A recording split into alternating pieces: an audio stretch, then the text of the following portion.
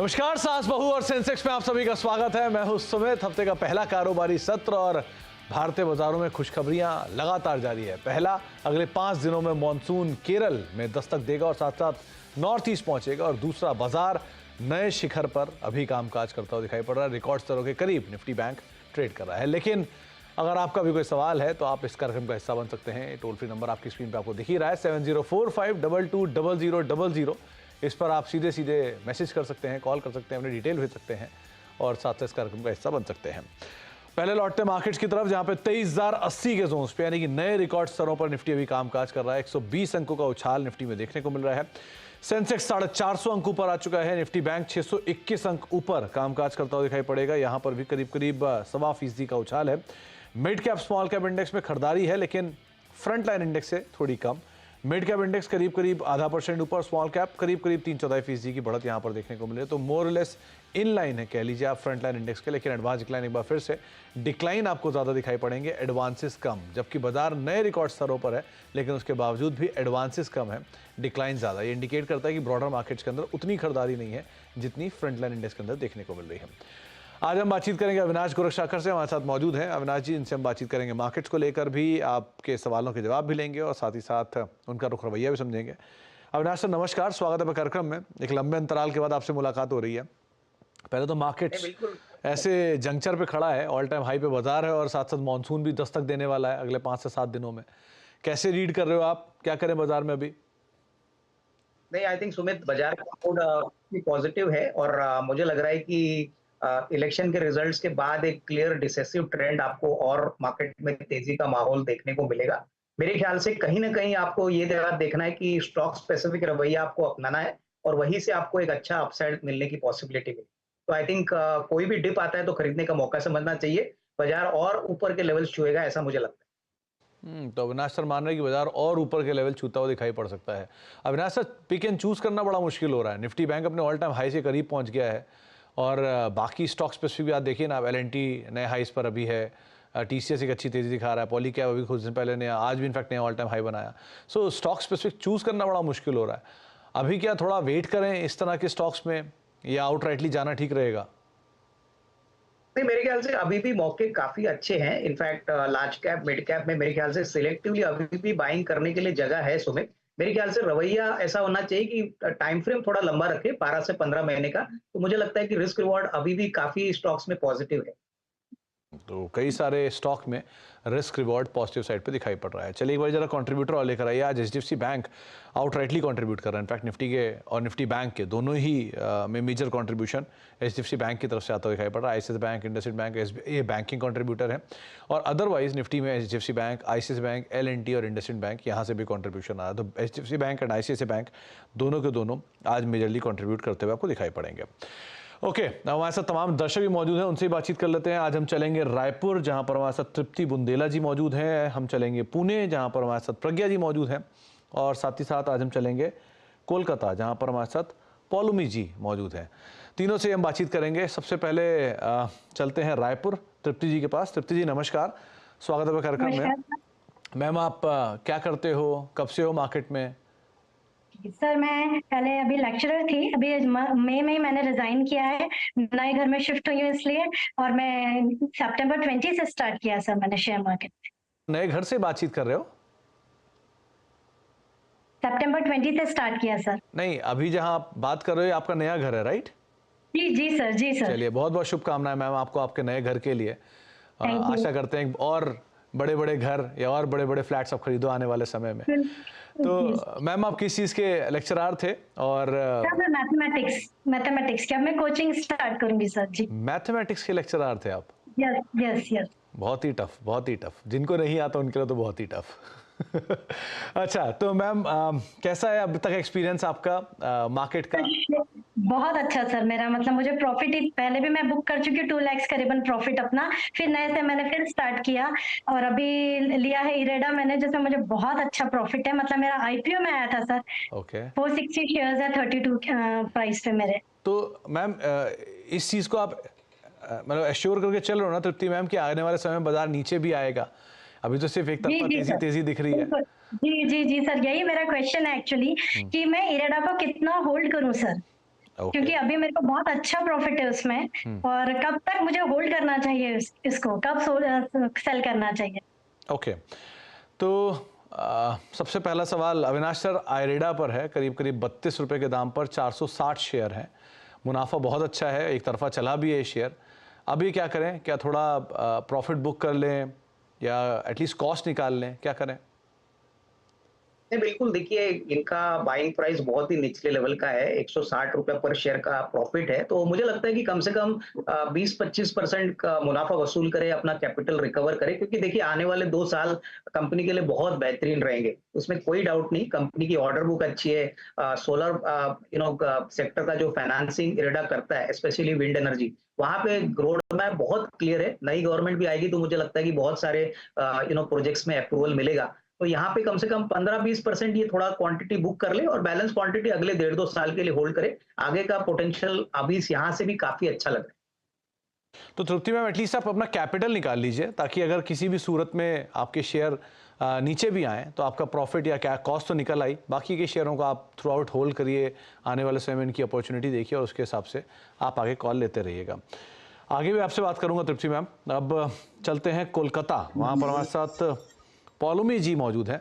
पौलमी जी, पहले तो आप ये बताओ कि कोलकाता की सिचुएशन किस तरह की है, क्योंकि वो जो साइक्लोन रेमिल आज लैंड हुआ है सुबह कोलकाता में, तो सुना है बहुत ज़्यादा डिस्ट्रक्टिव है, बहुत बड़ा तूफान है, बहुत ज़्यादा सिचुएशंस ख़राब है। आप वहाँ पर हो, सब ठीक है? कैसी सिचुएशन है? जी, रात से काफ़ी बारिश हो रही है, लेकिन पहले मैं सभी को नमस्ते बोलना चाहूँगी। और काफ़ी बारिश हो रही है रात से और तेज़ हवा भी है, तो अभी तक भी बारिश कंटिन्यू है। तो फिलहाल उम्मीद करते हैं थोड़ा पहले से वेदर हुआ है, मतलब गर्मी इतना बढ़ गई थी, तो वी वर आल्सो वांटिंग कि थोड़ा बारिश हो, लेकिन बारिश कल रात से तेज़ हो रही है। ठंडी हवाएं चल रही है सुना वहाँ पर, क्योंकि आज सुबह ही लैंडफॉल हुआ है, तो ऑब्वियस ही बात है इम्पैक्ट काफ़ी होगा। तो कुछ डैमेज वगैरह भी है या बाकी as of now situation controlled है? जी, कोलकाता में तो अभी उतना समझ में नहीं आता है, but in the coastal areas वहाँ पे काफ़ी प्रॉब्लम्स है। तो उसका अपडेट हम भी लाइव न्यूज़ पे ही देख रहे हैं सुबह से। चलिए, आप ध्यान रखिएगा अपना भी और अपनों का भी। तो पौलमी जी, कब से हो आप मार्केट में, क्या करते हो आप? जी, मैं जॉब कर रही थी और कुछ पर्सनल रीज़न की वजह से अभी मैं हाउसवाइफ हूँ for the time being. I am looking for something. और मैं बाज़ार में निवेशक हूँ लास्ट अक्टूबर 2023 से। तो कुछ 7-8 महीने ही हुए हैं मुझे और अच्छा चल रहा है। बहुत कुछ रही हूँ। I think it's a learning process, तो बहुत कुछ सीख रही हूँ मैं। तो thank you to your CNBC Awaaz, क्योंकि मैं काफ़ी फॉलो करती हूँ इस न्यूज़ चैनल को और बहुत मुझे हेल्प होती है। Thank you ma'am, thank you सराहने के लिए, देखने के लिए। तो पौलमी मैम, आप ट्रेडिंग करते हो, इन्वेस्ट करते हो, रोज में ऐसे इंट्राडे करते हो, कैसे ट्रेड करते हो आप? मैं इंट्राडे बिल्कुल नहीं करती हूँ, क्योंकि मैं, आपको तो समझ में आ ही गया, आई एम अ बिगिनर। तो मैं अभी थोड़ा निवेश कर रही हूँ, but my approach is very conservative. मैं बहुत ज्यादा क्वांटिटी में शेयर्स नहीं खरीदती हूँ। तो मेरा वही कोशिश रहता है कि मेरा कुछ नुकसान अभी तक नहीं हो। तो ट्रेडिंग उस हिसाब से, अगर मेरा लॉन्ग टर्म पर्सपेक्टिव कुछ शेयर्स में है, तो मैं उम्मीद करती हूँ कि जो लॉन्ग टर्म पर्सपेक्टिव के लिए मैंने रखा है उससे उस हिसाब से रखो। और ट्रेडिंग मतलब शॉर्ट टर्म, मतलब मान लीजिए 5 मंथ, 6 मंथ, 7 मंथ, ऐसे भी काफी स्टॉक्स है जिनको मैं रडार पे रखती हूँ और मैं उस हिसाब से प्राइस जैसे ही थोड़ा बहुत, मतलब मेरा जितना ऑब्जेक्टिव है उस हिसाब से मैं फिर उसको सेल करती हूँ। ओके, तो अभी आप कहाँ फंस गए हो? फंसी नहीं हूँ पहले। हाँ, एक स्टॉक में मैं फंसी हूँ और एक में मैं हेल्प चाहती हूँ आप लोगों की। पहला वाला है हिंदुस्तान जिंक। तो हिंदुस्तान जिंक मैंने 50 शेयर्स खरीदे थे, 323.65 ये था मेरा एवरेज प्राइस, और मैं ये लास्ट दिसंबर में मैंने खरीदा था। तो काफी उछला है, और क्योंकि अभी समझ में आ रहा है कि सिल्वर का मार्केट इतना अच्छा है, तो मेरा यही क्वेश्चन है कि मैं प्रॉफिट बुक करूँ या फिर, because I want to continue my investment in Hind Zinc, तो कौन सा लेवल्स में मैं और फर्दर एक्यूमुलेट कर सकती हूँ, या फिर मुझे प्रॉफिट बुक करना चाहिए? What should be my stance? तो आपको डिविडेंड ही मिला होगा पॉलीमी मैम, क्योंकि अक्टूबर में आपने खरीदा, उसके बाद तो जी मिला। तो आपके तो कॉस्ट से डबल हो चुका है शेयर ऑलरेडी। तो एक तो विकल्प ये भी है कि आप आधी पोजीशन निकाल लो, कैपिटल निकल गए, बाकी फ्री के शेयर हैं, वो आप थ्रू आउट लाइफ होल्ड कर सकते हो। बाकी अविनाश सर से बात कर लेते हैं। अविनाश सर, हिंदुस्तान जिंक, इसमें कंसर्न ये नहीं कि कंपनी खराब है, कंसर्न ये है कि चला बहुत तेज है और बहुत कम समय में है। सो इतनी बढ़िया तेजी के बाद अब इन्हें क्या करना चाहिए? ना आई थिंक सुमित देखिए इन्होंने एक बहुत ही अच्छे एंट्री लेवल पे शेयर खरीदा है और मैं समझता हूँ कि देखिए हिंदुस्तान जिंक मेटल की जो चाल है वहां पे जिंक का बड़ा प्रोड्यूसर है। इनफैक्ट इनके जो माइंस है राजस्थान में वो काफी वेल एस्टेब्लिश्ड है और ये एक बहुत बड़ा अभी यहाँ से भी बढ़ने की पॉसिबिलिटी रखता है। बहुत समय तक ये अंडर परफॉर्म कर रहा था लेकिन अभी वापस ग्लोबली मेटल प्राइसेस चल रहे हैं तो इसका फायदा इनको मिलेगा। और प्लस सिल्वर, जो मैडम ने कहा सिल्वर की भी कीमतें बढ़ रही है तो सिल्वर भी इंडस्ट्रियल यूजर्स में काफी यूज हो रहा है। मेरे ख्याल से देखिए इनका प्राइस इन्वेस्टमेंट तो डबल हो चुका है, डिविडेंड का भी इनफ्लो इनको मिला है, तो एटलीस्ट एक 25% अपनी क्वांटिटी बुक कर लीजिए और बैलेंस क्वांटिटी फ्री कर लीजिए, क्योंकि देखिए बाजार जिस लेवल पे है आपको अपने प्रॉफिट्स भी लॉक करना चाहिए और बैलेंस क्वांटिटी आपकी बिल्कुल फ्री ऑफ कॉस्ट होती है। तो आपको बिल्कुल फिर साल 1.5 साल का नजरिया लेके वहां पे होल्ड करें क्योंकि वो आपका आरओआई और भी बढ़ा देगा। तो एटलीस्ट पॉलिमी मैम कैपिटल हमेशा प्रोटेक्ट करिएगा। बाजार की पहली और सबसे बड़ी सीख यही है, अगर आप अपना कैपिटल प्रोटेक्ट करते रहे सालों तक तो वैसे ही आप गेन कर जाओगे। सो कैपिटल प्रोटेक्शन के लिहाज से थोड़ा पैसा निकाल लीजिए, बाकी शेयरों के साथ आप बने रहिए, धीरे धीरे ये बढ़ते रहेंगे और अकॉर्डिंगली आप कॉल लेते रहिएगा। तो पहला तो आपको राय अविनाश सर ने ये दी है। आगे भी मैं आपसे बातचीत करूंगा, जब हमारे तीसरे दर्शक से भी हम बातचीत कर लें जो कि हमारे साथ आज पुणे से बातचीत करने के लिए मौजूद हैं। प्रज्ञा जी हैं। प्रज्ञा जी नमस्कार। नमस्कार मैम, पुणे में भी काफी बारिश हो रही है जो मैंने हाल फिलहाल में सुना है, क्या सिचुएशन है वहाँ पे? बढ़िया मौसम है। बारिश एकदम तो ज्यादा नहीं हुई है, मैं चिंचोड़ एरिया में रहती हूँ, लेकिन अच्छा प्लीजेंट है। अभी गर्मी बहुत कम हो गई है। चलिए बढ़िया है। तो प्रज्ञा मैम क्या करते हो आप, कब से हो मार्केट में?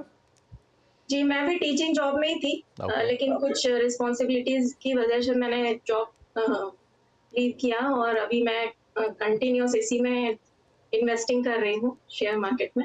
तो मैम आप कंटिन्यूस मतलब आप दिन भर ट्रेडिंग करते हो? नहीं दिन भर नहीं करती, लॉन्ग टाइम इन्वेस्टमेंट ही करती हूँ ज्यादातर। ओके। वॉच करती रहती हूँ लेकिन मार्केट। कब से हो आप मार्केट में? वैसे तो बहुत पुराना कनेक्शन है, बीच में थोड़ा कम हो गया था। मैम बहुत पुराना कनेक्शन है मतलब?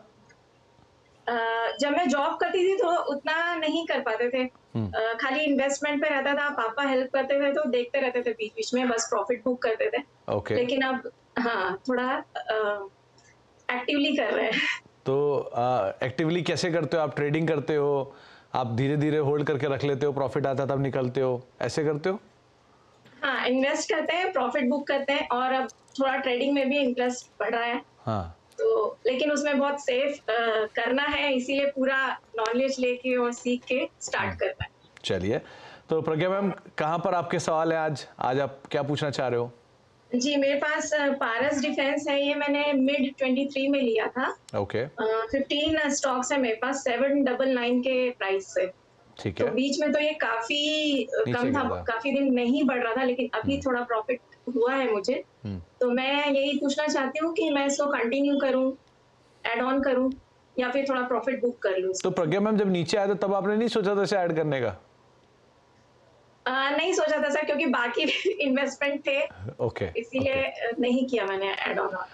तो अविनाश सर, पारस डिफेंस करीब 900 रुपए के दाम पर है, 774 रुपए खरीदारी है इनकी, 150-200 रुपए पर शेयर का मुनाफा है अभी, क्या करना चाहिए इन्हें? नहीं मेरे ख्याल से देखिए मैं समझता हूँ कि पारस डिफेंस एक डिफरेंशिएटेड डिफेंस प्लेयर है जो काफी अच्छी ऑर्डर बुक लेके काम कर रहा है।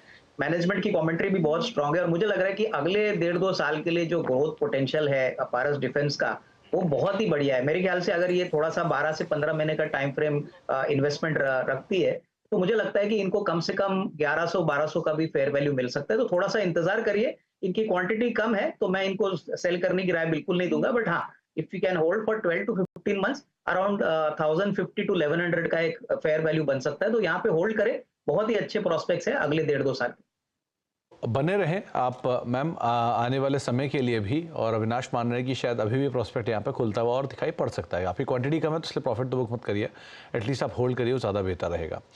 बहुत बहुत शुक्रिया मैम आपका भी हमारे साथ मौजूद रहने के लिए, और पॉलिमी मैम आपका भी बहुत बहुत शुक्रिया हमारे साथ मौजूद रहने के लिए, प्रज्ञा मैम आपका भी बहुत बहुत शुक्रिया, और तृप्ति मैम आपका भी बहुत बहुत शुक्रिया।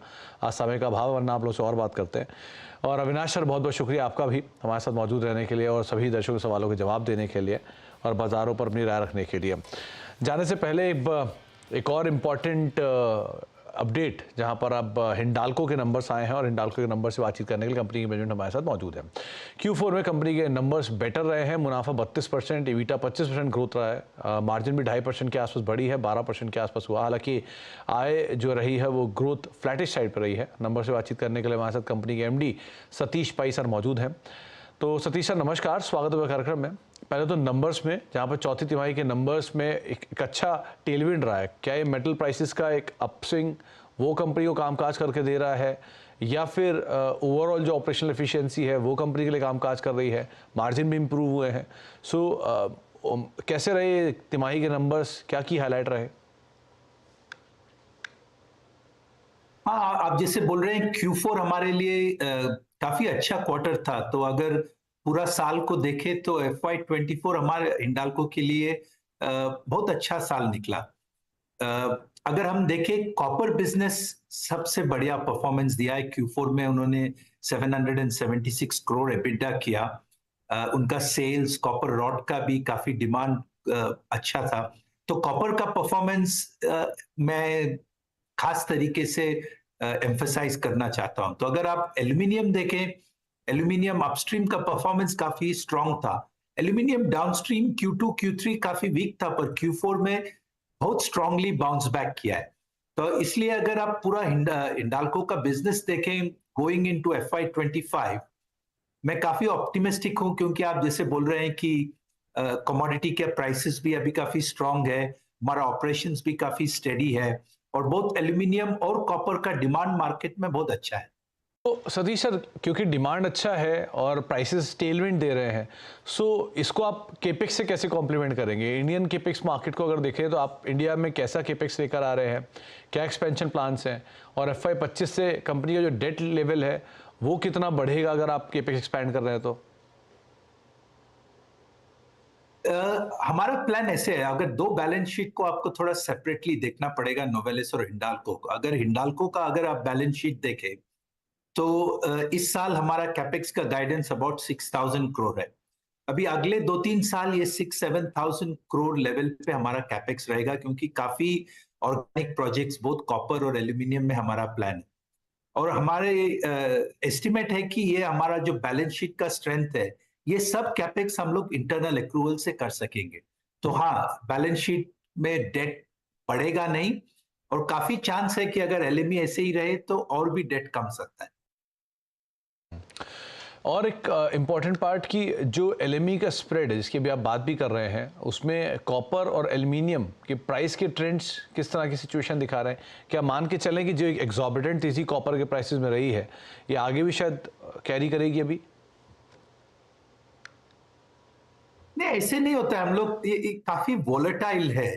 अगर आप देखें कि एल्यूमिनियम के प्राइस $150 एक हफ्ते में ऊपर नीचे जाते हैं।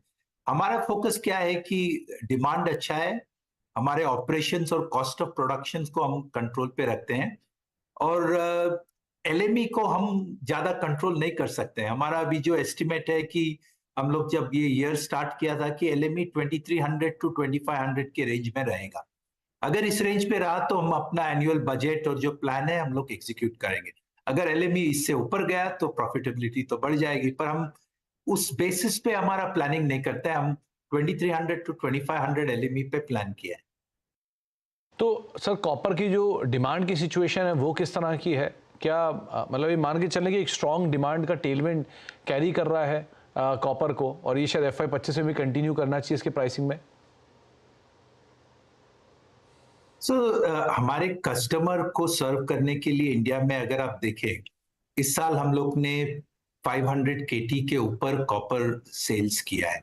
हमारा इंटरनल कैथोड कैपेसिटी 380 to 400 है। तो कस्टमर के सर्व करने के लिए हम लोग ने जापान से इंपोर्टेड कैथोड, अफ्रीका से ब्लिस्टर ला के हम लोग ने कन्वर्ट किया है। सो हम लोग कस्टमर के लिए वी विल ट्राई कि अलग अलग जगह से कॉपर कैथोड को सोर्स करें। अगर आप कॉन्सेंट्रेट के लेवल पे जाए तो हम लोग अभी इंडिया में एक एक्सप्लोरेशन कॉपर माइन का लाइसेंस हम लोग को मिला है, मिंजारी ब्लॉक बोल के। तो उसका एक्सप्लोरेशन कर रहे हैं, ताकि इंडिया में ही अगर हमको कॉपर कॉन्सेंट्रेट ज्यादा मिले तो वो एक बैकवर्ड इंटीग्रेशन हो जाएगा। तो काफी 2-3 तरह से हम लोग ट्राई कर रहे हैं कि जो इंडिया का कॉपर डिमांड है, जो आप बोल रहे हैं काफी स्ट्रांग है, ये हमारे कस्टमर को सर्व करने के लिए कैसे मीट कर सके। कॉपर कैथोड इंपोर्ट और कॉन्सेंट्रेट दोनों तरीके से हम ट्राई कर रहे हैं। तो बहुत बहुत शुक्रिया सतीश सर हमारे साथ मौजूद रहने के लिए, नंबर से बातचीत करने के लिए, तमाम डिटेल्स हमसे शेयर करने के लिए और गोइंग फॉरवर्ड आउटलुक पर हमसे चर्चा करने के लिए। एक ब्रेक का वक्त है। हिंडाल्को नंबर्स के बाद पहले स्क्रीन पर आप लेकर आए किस तरह की सिचुएशंस वहाँ पर आते हुए दिखाई पड़ रही है कि आज एक अच्छा टेलविंड जितनी भी अर्निंग्स रिलेटेड स्टॉक थे वहाँ पर था। हालांकि जो ऊपरी स्तर से बिकवाली ज़रूर आई है, लेकिन फिर भी करीब करीब 3-4% की बढ़त यहाँ पर देखने को मिल रही है।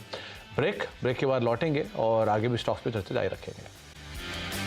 अब देख रहे हैं 7 पर सेंसेक्स और markets day high, in fact record स्तरों के करीब कामकाज करते हुए 76,000 कुछ देर पहले सेंसेक्स ने हिट किया। निफ्टी 23,100 के ऊपर भी था और निफ्टी बैंक भी करीब 1.5% ऊपर है। मिड कैप इंडेक्स हालांकि अब दिन के ऊपरी स्तरों की तरफ जा रहा है। 52,847 का हाई है और 52,822 823 के जोन्स पे भी कामकाज करता हुआ दिखाई पड़ रहा है। स्मॉल कैप इंडेक्स भी 17,077 का हाई 17,033-34 के जोन्स पे कामकाज कर रहा है। तो मिड कैप स्मॉल कैप में strength slowly and steadily better हो रही है।